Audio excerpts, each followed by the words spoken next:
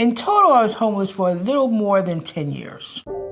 I went from shelter to street, from shelter to street.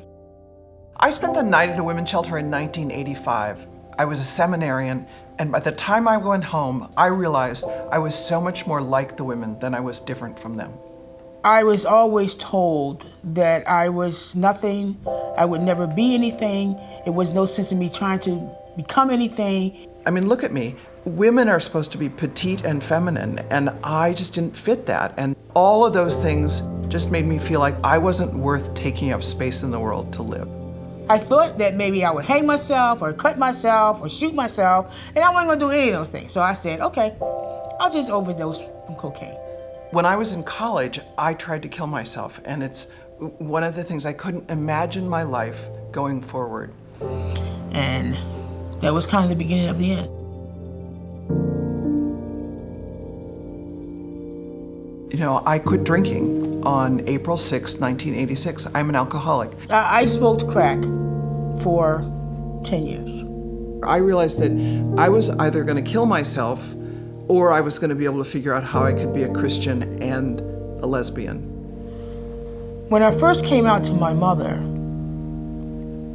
the first thing that came out of her mouth was, "So, I guess I shouldn't expect any grandchildren, huh?" The first thing my mother said to me when we sat down in a coffee shop to talk about this was, "I'm so glad you won't have to be alone."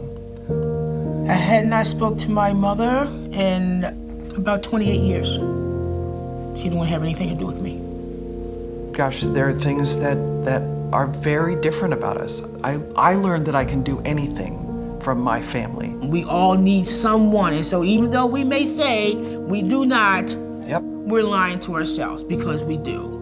There was a time in my life when I didn't have any place to live and I needed a security deposit. So I just called my brother and said, "Send me some money for a security deposit." And he sent me a check for $600. And it hit me like a ton of bricks. What do you do if you don't have a brother or a mother or a sister or a friend who has a checking account? What do? You end up with no place to live. I remember the time when I would be at Union Station and I would eat out the trash can. I remember the time standing in line to take a shower. And they would just look at me and say, "I don't believe it. Look where you are now." And then I say, "I know, but it wasn't me." Tokyo, after 20 years, it's so great to see you again. You too, Linda. You too.